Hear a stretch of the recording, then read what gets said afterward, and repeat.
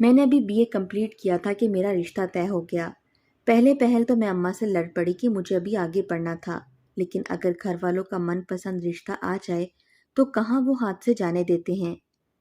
مجھے کتابیں پڑھنے کا بھی بے حد شوق تھا، اس لیے میں کئی گھنٹے شام کو اپنے گھر کے قریب بنی لائبریری میں کتابوں کا مطالعہ کرنے چلی جاتی، لیکن مجھے لگتا تھا جیسے میں کسی کی نظروں کے حصار میں ہوں۔ لیکن جب میں دائیں بائیں دیکھتی تو مجھے کوئی بھی نظر نہیں آتا۔ مجھے لگتا تھا میرا وہم ہے۔ انہی دنوں میرے رشتے کی بات چل نکلی اور میں شادی ہو کر اپنے شوہر کے گھر آ گئی۔ میرا شوہر میرا دیوانہ تھا، اس کے سنگ میری زندگی کا ہر لمحہ گلاب تھا، لیکن مجھے نہیں پتا تھا کہ میرے ساتھ وہ سب ہو جائے گا جو میں نے سوچا بھی نہیں تھا۔ میری شادی کو بس 1 ہی سال مکمل ہوا تھا۔ میرے شوہر بے حد اچھے اور خیال رکھنے والے تھے اور میری خوبصورتی کی ہمیشہ تعریف کرتے رہتے۔ باقی سسرال والے بھی بے حد اچھے تھے، لیکن میری نند کا رویہ میری سمجھ سے باہر تھا۔ عجیب سرد رویہ تھا، ہر چیز سے لاتعلقی برتنا، شاید اس کی عادت بن چکی تھی۔ کبھی کبھی میں اسے بات کرنے کی کوشش کرتی مگر وہ مجھے نظر انداز کر دیتی، پھر میں نے بھی اسے بات کرنا چھوڑ دی اور اپنے کام سے کام رکھتی۔ ایک دن میرے شوہر دفتر سے واپس لوٹے تو خاصے تھکے ہوئے معلوم ہوئے۔ آتے ہی آنکھیں موند کر لیٹ گئے۔ انہوں نے مجھے آواز لگائی تو میں فوراً ان کے پاس پہنچی۔ انہوں نے پیار سے مجھے مخاطب کرتے ہوئے کہا، انم، تم سے ایک بات پوچھوں؟ میں نے اس بات میں سر ہلایا تو وہ کہنے لگے، تم کبھی میرا ساتھ تو نہیں چھوڑو گی؟ ہمیشہ ساتھ دو گی نا میرا؟ ہاں، ہمیشہ ساتھ دوں گی، ہمیشہ ساتھ دیتی آئی ہوں، لیکن آپ ایسا کیوں پوچھ رہے ہیں؟ میں حیران ہوئی، آج سے پہلے میں نے ان کا ایسا ہارا ہوا انداز نہیں دیکھا تھا۔ بس ٹھیک ہے، تم ساتھ دینا میرے لیے، بہت دعا کرنا، مجھے نیند آ رہی ہے، تم یہیں بیٹھو میرے پاس۔ وہ کہہ کر خود غنودگی میں جانے لگے اور صبح تک وہ اپنا رخت سفر باندھ کر چل بسے، ہمیشہ ہمیشہ کے لیے۔ ان کا جانا سب کے دلوں کو ویران کر گیا۔ آنکھیں برس برس کر تھکنے لگیں، لیکن وقت سب سے بڑا مرہم ہے، لہٰذا وقت کے ساتھ ساتھ دکھ میں قدرے کمی واقع ہوئی۔ میں عدت میں تھی جب ایک رات میری نند راہیلہ نے سب کے سو جانے کے بعد اپنے بوائے فرینڈ کو گھر کے پچھلے حصے میں بلوا لیا۔ دیوار پھلانگتے ہوئے اس کا پاؤں لگنے سے گملہ نیچے گرا تو سب گھر والے جاگ گئے۔ وہ گھر والوں کے جاگنے پر خوفزدہ ہو گئی اور جب کچھ سمجھ نہ آیا تو جلدی سے اسفند کو میرے کمرے میں بھیج کر خود کھڑکی سے اپنے کمرے میں چلی گئی۔ میری عدت کو مکمل ہونے میں کچھ دن ابھی باقی تھے۔ آواز سن کر میں گہری نیند سے جاگی اور لیمپ آن کیا۔ کمرے میں کسی لڑکے کو دیکھ کر پہلے تو خوفزدہ ہو گئی اور جلدی سے چہرہ لپیٹتے ہوئے باہر کو بھاگی۔ جیسے ہی میں نے دروازہ کھولا تو سب گھر والوں کو اپنی چوکھٹ پر کھڑے پایا۔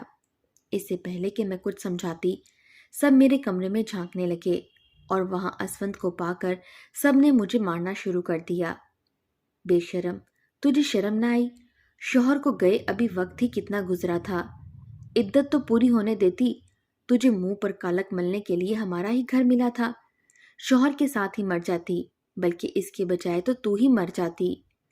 کس طرح سے ہماری آنکھوں میں دھول جھونکتی رہی ہے، ہمیں کہیں کا نہیں چھوڑا۔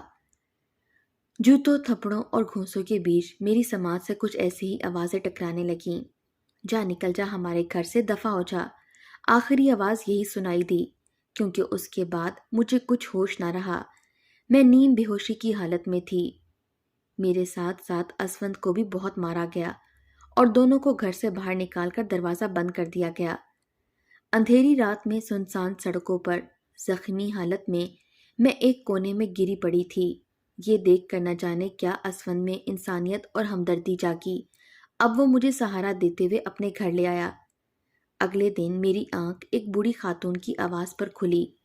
سفید دوپٹے کو اپنے چہرے کے گرد لپیٹے وہ آیت الکرسی کا ورد کرتے ہوئے ساتھ ساتھ میرے چہرے کے زخموں پر مرہم رکھ رہی تھیں۔ ایک دم میرے دل میں سکون اترنے لگا۔ وہ کافی دیر تک میرے چہرے پر لگے زخموں پر مرہم رکھتے ہوئے ساتھ ساتھ کلام پاک کا ورد کرتی رہیں اور میرے دل پر سکون ہوتا رہا۔ تم آرام کرو، میں تمہارے لیے ناشتہ بھجواتی ہوں، اور ہاں، کمرے میں ضرورت کی تمام چیزیں موجود ہیں، جس چیز کی ضرورت ہو وہ لے لینا۔ میں نے اپنے کچھ کپڑے بھی یہاں رکھ دیے ہیں۔ میں نے اسفن سے کہہ دیا ہے کہ وہ واپسی پر تمہارے لیے پہننے کے لیے کچھ نئے کپڑے لے آئے گا، اور اگر کوئی اور چیز منگوانا ہو تو بتا دینا۔ وہ بوڑھی خاتون اتنا کہہ کر کمرے سے باہر چلی گئی۔ میں نے آہستہ آہستہ اپنی آنکھیں کھولیں تو مجھے اسفن بھی ان کے پیچھے باہر جاتا دکھائی دیا، گویا وہ بھی وہیں موجود تھا۔ اس دن کے بعد میں نے کبھی ان کو نہیں دیکھا، البتہ اس کا گھر بہت خوبصورت اور دنیا کی تقریباً ہر چیز میسر تھی۔ اسفن کے گھر میں اس خاتون کے جو رشتے میں اس کی دادی تھی اور کچھ ملازمین اور اسفن کے سوا کوئی نہیں رہتا تھا۔ میرا زیادہ تر وقت اپنے کمرے یا دادی کے کمرے میں گزرتا۔ میرے زخم کافی حد تک بھر چکے تھے، مگر ان زخموں کا کیا جو روح پر آن لگے تھے۔ کچھ دن بعد عدت ختم ہوئی تو مجھے دادی باغیچے میں لے آئی اور باغیچے کی حفاظت کی ذمہ داری مجھے سونپ دی۔ ایک دن میں مالی سے باغیچے کی صفائی ستھرائی کا کام کروا رہی تھی جب مجھے اسفند اپنی گاڑی سے اتر کر میری جانب آتا دکھائی دیا۔ وہ میرا حال احوال پوچھنے کے لیے رکا تھا اور میری خیریت معلوم کرنے کے بعد مہذب طریقے سے گھر کے اندرونی حصے کی طرف بڑھ گیا۔ مجھے اس کا باوقار انداز بہت پسند آیا۔ دل ہی دل میں حیرت اور تجسس گھرنے لگا کہ آخر راحیلہ جیسی لڑکی کے ساتھ مل کر اتنا ویل ایجوکیٹڈ اور ویل سیٹل بزنس مین، کامیاب ترین بندہ کیسے ایسی گری ہوئی حرکت کر سکتا ہے، جبکہ کہیں سے بھی وہ ایسا تو نہیں لگتا تھا۔ ایک دن اسفند کے آفس جانے اور دادی کے سونے کے بعد میں خاموشی سے اسفند کے کمرے کی طرف چلی آئی تاکہ اسفند کے متعلق کوئی سراغ مل سکے، اسفند اور راحیلہ کے ملنے وغیرہ کے متعلق کچھ پتہ لگ سکے، اور یہ بھی کہ اسفند نے مجھے بدنام کرنے میں راحیلہ کا ساتھ کیوں دیا، جبکہ میں جتنے دن سے یہاں موجود تھی دادی سے بس اس کی ایمانداری اور اچھائیوں کے قصے ہی سننے کو مل رہے تھے، جبکہ اسفند خود بھی مجھ سے بہت احترام سے پیش آتا۔ مگر جیسے ہی میں نے اسفند کے روم کے دروازے کو کھولنا چاہا وہ لاک ملا۔ میں چپ چاپ واپس چلی آئی۔ اسفند کی پراسرار طبیعت کے متعلق کوئی راز مجھ پر ابھی تک آشکار نہیں ہوا تھا۔ اس روز جب میں دادی کے ساتھ رات کا کھانا کھا رہی تھی تبھی اسفند کی گاڑی کی آواز سنائی دی تو دادی اٹھ کر جلدی سے باہر کی طرف لپکی۔ شکر ہے تم آ گئے، آج ہمیں بھی تمہارے ساتھ کھانا کھانے کی سعادت نصیب ہوگی۔ کچھ ہی دیر میں وہ دادی کو اپنے ایک بازو کے حلقے میں لیے اندر داخل ہو رہا تھا۔ وہ ان کی باتوں پر بما مسکراتا ہوا بے حد خوبصورت دکھائی دیا۔ اس کی مسکراہٹ بے حد خوبصورت تھی۔ وہ آ کر دادی کے ساتھ والی ٹیبل پر بیٹھ گیا تو میں نے وہاں سے اٹھنا مناسب سمجھا۔ مجھے وہاں سے اٹھتے ہوئے دیکھ کر دادی نے روک لیا اور ساتھ بٹھا لیا۔ ملازمہ کھانا سرو کرنے لگی تھی۔ دادی، اچھا ہے نا کہ میں لیٹ ہی آتا ہوں، ورنہ کوئی روزانہ بھوکا رہ جاتا۔ میں خاموشی سے پلیٹ میں چمچ چلا رہی تھی جب اچانک اسفند کی آواز میرے کانوں سے ٹکرائی۔ کیوں انم بیٹا، تمہیں اسفند کا آنا پسند نہیں آیا کیا؟ نہیں نہیں دادی، ایسی تو کوئی بات نہیں، یہ ان کا اپنا گھر ہے، میں برا ماننے والی کون ہوتی ہوں؟ دادی کے براہ راست مخاطب پر میں بکھلا گئی اور جلدی سے گلا صاف کرتے ہوئے اپنی صفائی پیش کی، جس پر دادی اور اسفند ایک دوسرے کو دیکھتے ہوئے معنی خیز سی مسکراہٹ مسکرا دیے، جسے سمجھنے سے میں قاصر تھی۔ آج اتوار کا دن تھا، اسفند آج گھر پر تھے۔ آج میرا اور دادی کا کھویا بنانے کا پروگرام تھا۔ دادی کو ملازمین کے ہاتھ کے کام خاص پسند نہیں آتے تھے، اس طرح کی مشکل ڈشز وہ خود بناتی تھیں، اور اب میرے آنے سے انہیں کافی سہولت ہو گئی تھی۔ اسفند نیوز پیپر میں سر دیے کب سے بیٹھا تھا، پھر تھک کر اس نے ٹی وی آن کر لیا۔ جب دل نہ لگا تو کچن میں چلا آیا۔ ارے اسفند بیٹا، تم کیوں چلے آئے؟ تم بیٹھو، میں ابھی آتی ہوں، کام ختم کر کے، میرا بچہ۔ دادی اسفند کو کچن میں دیکھ کر بولی، کیوں، کیا میں نہیں کام کروا سکتا آپ کے ساتھ؟ ارے تم نے کب کام کیے ہیں یہ؟ انم بیٹی اتنے اچھے سے کر رہی ہے، تم تو الٹا کام بگاڑو گے ہی۔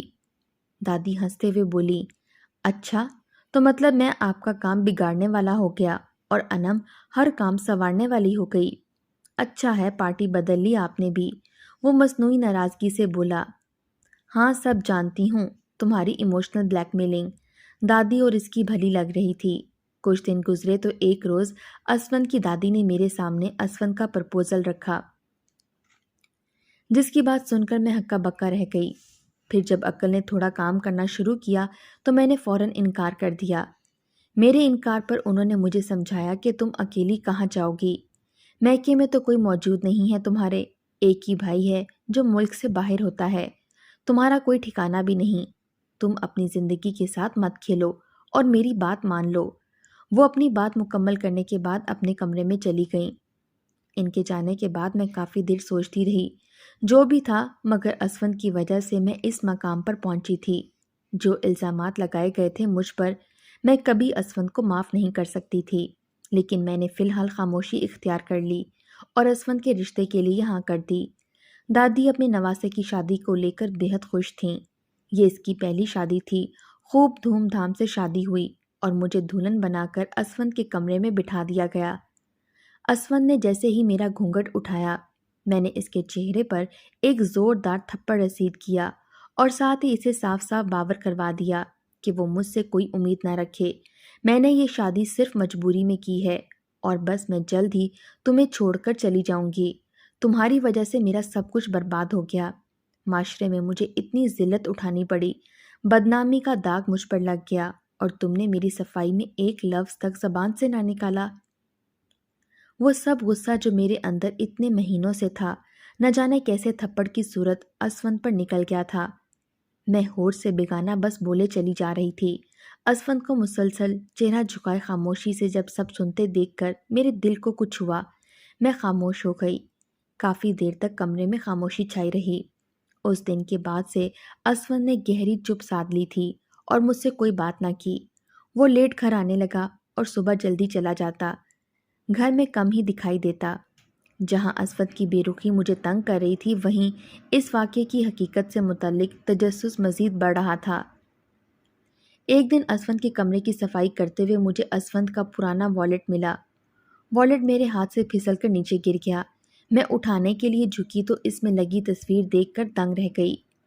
وہ تصویر تو میرے کالج کے زمانے کی تصویر تھی، مگر وہ اسفند کے پاس کہاں سے آئی، جبکہ مجھے تو کبھی تصویر بنانے کا شوق نہیں تھا اور نہ ہی کبھی کوئی ایسی تصویر میں نے بنوائی تھی۔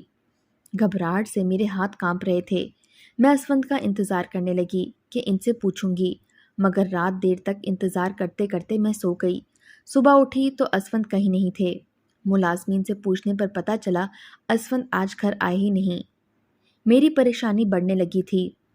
رات اسفند دیر سے گھر پہنچے اور آتے ہی سو گئے۔ صبح بھی معمول سے ہٹ کر کافی دیر تک سوتے رہے۔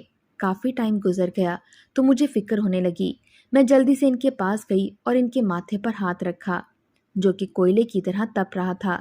میں نے جلدی سے دادی کو بلایا تو انہوں نے ڈاکٹر کو کال کی۔ ڈاکٹر نے کچھ دوائیاں دیں اور انجیکشن لگائے، جس سے اسفند کو ہوش آنے لگا۔ ڈاکٹر کے جانے کے بعد دادی نے مجھے اسفند کے پاس رکنے کا کہا اور خود سوپ بنانے کچن میں چلی گئیں۔ اسفند کے سر میں درد کی شدید ٹیسیں اٹھ رہی تھیں۔ اس نے اچانک میرا ہاتھ تھام کر اپنی پیشانی پر رکھ دیا۔ مجھے کچھ سمجھ نہ آیا۔ تھوڑی کشمکش میں رہنے کے بعد میں نے اس کا سر دبانے کا فیصلہ کیا۔ پوری رات ایسے ہی سوئی جاگی کیفیت میں اس کے سرہانے بیٹھی گزار دی۔ اس دن کے بعد میرا رویہ اسفند کے ساتھ تھوڑا نرم پڑنے لگا۔ ضرورت کے تحت کبھی ہلکی پھلکی بات چیت بھی ہو جاتی۔ اسفند نے کچھ دن ریسٹ کرنے کے بعد دوبارہ آفس جوائن کر لیا۔ وہ گھر میں رہتے ہوئے جان گیا تھا کہ کھانے کی ذمہ داری سب میں نے اٹھا لی ہے، لہٰذا وہ بھی ہر شام کھانے پر ضرور گھر پہنچ جاتا۔ ظاہری طور پر ملازمین کو اپنے کھانے پینے کی فرمائشیں گنوا کر جاتا۔ مجھے سنایا جاتا کہ اسے کیا پسند ہے یا کیا کھانا ہے۔ میں بھی اس کی پسند ناپسند کا خیال رکھنے لگی۔ اگر اسے آنے میں دیر ہو جاتی تو اس کا انتظار کرتی، اس کے لیے کھانا نکالتی اور کبھی تھک کر سو جاتی تو واپسی پر مجھے جگا کر کھانا لانے کے لیے کہتا۔ شاید ہم دونوں ایک دوسرے کے عادی ہونے لگے تھے۔ مجھے اس سے محبت ہو رہی تھی، مگر میں اس کے دل کی حالت سے انجان تھی۔ میں صبح صبح چہل قدمی کرنے میں مصروف تھی۔ وہ بھی اپنے ٹمبلز اٹھا کر وہاں چلا آیا اور مجھے مخاطب کر کر بولا، آپ سے ایک بات پوچھوں؟ میں نے ناسمجھی میں اسے دیکھا اور پھر اسبات میں سر ہلایا۔ آپ میری دادی پر اتنا قبضہ قائم کر چکی ہیں، میں کمپلیکس کا شکار ہونے لگا ہوں۔ کیا آپ دونوں ایک دوسرے سے ہٹ کر تھوڑی توجہ میرے لیے بھی بچائیں گی؟ چلیں آپ نہیں، مگر میری دادی تو مجھے واپس لا دیں۔ وہ معصوم سی شکل بنائے کھڑا تھا۔ مجھے دیکھ کر ہنسی آ گئی۔ مشکل ہے، اپنی قسمت سمجھ کر صبر کریں اور اچھے وقتوں کا انتظار کریں۔ انتظار ہی تو کر رہا ہوں، نہ جانے کب سے۔ اس کی آنکھوں میں کچھ تھا جو بہت کچھ سنا رہا تھا۔ میں گھبرا کر وہاں سے چلی گئی۔ ایک شام میں باغیچے میں کرسی پر بیٹھی پودے ٹھیک کروا رہی تھی، تب ملازم نے مجھے بتایا کہ کوئی رحیلہ نامی لڑکی مجھ سے ملنا چاہتی ہے۔ ملازم میری ہدایت کے مطابق اسے گھر کے اندر لے آیا۔ مجھے رحیلہ پر بہت غصہ تھا۔ میں اس سے وہ سوال پوچھنا چاہتی تھی جس نے مجھے بے چین کر رکھا تھا کہ اس نے میرے ساتھ ایسا کیوں کیا۔ رحیلہ بہت پریشان دکھائی دی۔ میں نے اسے بیٹھنے کا بولا۔ میں نے خود پر قابو رکھتے ہوئے اس کے آنے کی وجہ پوچھی تو وہ بولے بغیر اپنی جگہ سے اٹھ کر ایک دم سے میرے قدموں میں گر گئی اور پھوٹ پھوٹ کر رونے لگی۔ مجھے لگا شاید وہ اپنے کیے کی معافی مانگ رہی ہے، مگر اس کی باتیں سن کر میں لرز کر رہ گئی۔ اس نے کہا کہ جس شخص سے تم نے شادی کی ہے، اس نے تمہیں پانے کے لیے یہ سب کھیل رچایا ہے۔ اس نے جان بوجھ کر تمہیں بدنام کیا۔ اس کی نیت ٹھیک نہیں، وہ کبھی تمہارا نہیں ہوگا، وہ تمہیں چھوڑ دے گا۔ اس کو یہی اچھا لگتا ہے، وہ ایسا ہی ہے، اور تمہاری زندگی برباد کر دے گا اور تمہیں نکال دے گا اپنے گھر سے۔ وہ پہلے بھی کئی لڑکیوں کے ساتھ ایسا کر چکا ہے، مجھے بھی اس نے دھوکہ دیا ہے۔ تم اسے چھوڑ دو، اپنا وقت ضائع مت کرو۔ اس کی باتیں سن کر میرا دل بیٹھنے لگا۔ میرے دل میں جو اسفند کے لیے تھوڑی سی جگہ بننے لگی تھی، آنکھیں نئے نئے خواب بننے لگی تھیں، وہ خوابوں کا محل ایک بار پھر زمین بوس ہو گیا تھا۔ رحیلہ کی باتیں سن کر میرا دل کانپنے لگا۔ رحیلہ مزید کچھ کہے بغیر وہاں سے چلی گئی۔ میں نے خود کو کمرے میں مقید کر لیا۔ وہاں موجود ہر چیز سے مجھے نفرت محسوس ہونے لگی۔ میں نے غصے سے کمرے میں موجود ہر چیز کو زمین پر دے مارا۔ میرا دل تکلیف میں تھا، شاید خوشیاں مجھ سے روٹھ گئی تھیں۔ زندگی نے کیسے کیسے دھوکے دیے تھے۔ میرا دل چاہا ہر چیز تہس نہس کر دوں۔ تھک کر پھوٹ پھوٹ کر رو دی اور نہ جانے کب آنکھ لگ گئی۔ اسفند آفس سے لوٹا تو کمرے کی بربادی دیکھ کر دل ہی دل میں پریشان ہو گیا۔ اگلے ہی دن میں نے اپنا کمرہ الگ کر لیا اور دادی کے لاکھ پوچھنے پر کوئی جواب نہ دیا۔ وہ بھی میری اس اچانک بڑھتی ہوئی ناراضگی کو دیکھ کر حیران تھا، مگر خاموش تھا۔ دادی نے مجھے بلوایا اور بتایا کہ گھر کے لیے گروسری خریدنے والی ہے اور میں بوڑھی ہوں، اب کہاں دھکے کھاتی پھروں گی۔ میں نے ان سے کہا کہ انہیں پریشان ہونے کی ضرورت نہیں۔ میں ان کے ساتھ مال پہنچی۔ مال میں موجود کیفے کی ٹیبل پر بیٹھے انسان پر مجھے اسفند کا گمان ہوا۔ اس کے ساتھ کوئی لڑکی بھی تھی۔ میں جیسے ہی تھوڑا نزدیک گئی، اس کا چہرہ واضح ہو گیا، مگر اس کے ساتھ موجود لڑکی کون تھی مجھے معلوم نہ ہو پایا۔ اسفند کو کسی لڑکی کے ساتھ مال میں دیکھنا میرے لیے پریشان کن تھا۔ مجھے معلوم ہو گیا تھا کہ اس گھر میں میری کوئی جگہ نہیں۔ جلد ہی میں نے اسفند سے علیحدگی کا مطالبہ کر دیا، جس پر سب بہت پریشان ہوئے۔ اسفند کو آج سے پہلے میں نے کبھی اس قدر پریشان نہیں دیکھا تھا۔ اسفند کو معلوم ہو گیا تھا کہ کوئی بات ضرور ہوئی ہے۔ اس نے فوراً تمام ملازمین سے پوچھ گچھ شروع کر دی اور جلد ہی اسے کسی ملازمہ سے رحیلہ نام کا بھی معلوم ہوا، اور وہ سب سمجھ گیا کہ یہ سب کھیل رحیلہ کا کھیلا ہوا تھا۔ لہٰذا اگلے ہی روز وہ رحیلہ کو زبردستی اپنے ساتھ گھر لے آیا۔ کیا کہا ہے تم نے انم سے؟ دوبارہ کہو، وہ رحیلہ پر چلا رہا تھا۔ کچھ نہیں، میں تو بس ملنے آئی تھی۔ انم میری دوست ہے نا، اس لیے بتاؤ انم کو۔ وہ گھبرائی ہوئی تھی۔ تم اس بیچاری کو ڈرا دھمکا نہیں سکتے، جانے دو اسے۔ میں نے جلدی سے آگے بڑھ کر رحیلہ کو سنبھالا اور ساتھ ہی اسفند کو ڈانٹا۔ ایسے تو نہیں جا سکتی یہ۔ جو کچھ بھی تم نے اس دن انم سے کہا وہ سب دوبارہ کہو، ورنہ تم میری اپروچ تو جانتی ہو نا۔ کہاں تک ہے؟ وہ غصے میں دھاڑا تھا۔ رحیلہ خوفزدہ ہو گئی اور ڈر کے مارے تمام باتیں اگل دیں جو بھی اس دن اس نے انم کی گوش گزار کی تھیں۔ اسفند کی آنکھوں میں خون اتر آیا۔ اس نے رحیلہ پر ہاتھ اٹھانا چاہا، مگر میں نے درمیان میں آ کر اسفند کو روک دیا۔ میں رو رہی تھی۔ اسفند سے دیکھا نہیں گیا۔ انم، میں مانتا ہوں مجھ سے غلطیاں ہوئی ہیں، میرا طریقہ کار غلط تھا، مگر میری نیت صاف تھی۔ میں تمہیں بہت سال پہلے سے پسند کرتا ہوں۔ تم روز لائبریری آتی تھی نا، تبھی میں نے تمہیں پسند کر لیا تھا اور ایک دن چھپ کر تمہاری تصویر بھی بنا کر اپنے پاس رکھ لی، لیکن کبھی تم سے بات نہیں کی۔ پھر تم نے لائبریری آنا بند کر دیا۔ میں نے تمہیں بہت ڈھونڈا۔ مجھے کسی دوست سے تمہارا پتہ تو ملا، لیکن وہ پتہ تمہارے سسرال کا تھا۔ تمہاری شادی ہو چکی تھی۔ میں نے دل پر جبر کیا۔ پھر اس دوران میری ملاقات رحیلہ سے ہو چکی تھی، یہ مجھے پسند کرتی تھی مگر میں شادی نہیں کرنا چاہتا تھا۔ پھر مجھے راہیلہ سے ہی معلوم ہوا کہ تم بیوہ ہو گئی ہو۔ اس دن راہیلہ نے مجھے اپنے گھر بلوایا لیکن میں نے انکار کر دیا، لیکن اس کی ضد کرنے پر میں وہاں چلا آیا۔ دل میں بس تمہیں ایک نظر دیکھنے کی طلب تھی اور اتنے عرصے بعد یہ موقع ضائع نہیں کرنا چاہتا تھا۔ تقدیر نے مجھے پھر سے ایک موقع دیا۔ مجھے معلوم نہیں تھا کہ تم عدت میں ہو۔ میں سوچ بھی نہیں سکتا تھا کہ راہیلہ ایسے حالات میں ایسی حرکت کر سکتی ہے۔ اس نے زبردستی مجھے تمہارے کمرے میں دھکیل دیا۔ میں سمجھا کہ خالی کمرہ ہے اور جب تک میں کچھ سمجھ پاتا تب تک سب آ چکے تھے۔ ہاں میری غلطی ہے جو تمہاری صفائی میں کچھ نہ بول سکا۔ سب اتنا اچانک ہوا کہ مجھے خود سمجھ نہیں آیا۔ اس کے لیے میں آج بھی شرمندہ ہوں۔ وہ رو رہا تھا۔ میرا دل پگھلنے لگا۔ وہ مزید کہنے لگا، اور جانتی ہو انم، راہیلہ مجھے کافی دن سے فورس کر رہی تھی۔ کہیں بھی نظر آتا مجھے روک لیتی، نہیں تو موبائل پر ذلیل کرتی کہ میں اس سے شادی کروں اور تمہیں چھوڑ دوں، اور دھمکیاں دینے لگی کہ میں تم دونوں کے درمیان غلط فہمی پیدا کر دوں گی۔ اس طرح انم خود بخود تمہیں چھوڑ دے گی۔ یقین نہیں آتا تو یہ سنو۔ اسفند نے موبائل پر راہیلہ کے تمام واٹس ایپ میسیجز اور اس کی باتوں کی ریکارڈنگ مجھے سنائی، جس میں وہ اسفند کو دھمکا رہی تھی۔ راہیلہ کا پردہ فاش ہوا تو وہ ہم سب سے معافی مانگنے لگی، جس پر دادی نے اسے فوراً گھر سے نکل جانے کا کہا۔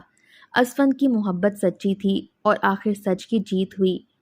میں نے اسفند کے ساتھ سر درویہ رکھنے کی معافی مانگی، جس پر اسفند نے مجھے دل سے معاف کر دیا، اور میں نے بھی اس کا ہمیشہ خیال رکھنے کا وعدہ کیا، کیونکہ میرے دل میں اسفند کی عزت و احترام مزید بڑھ گئی تھی۔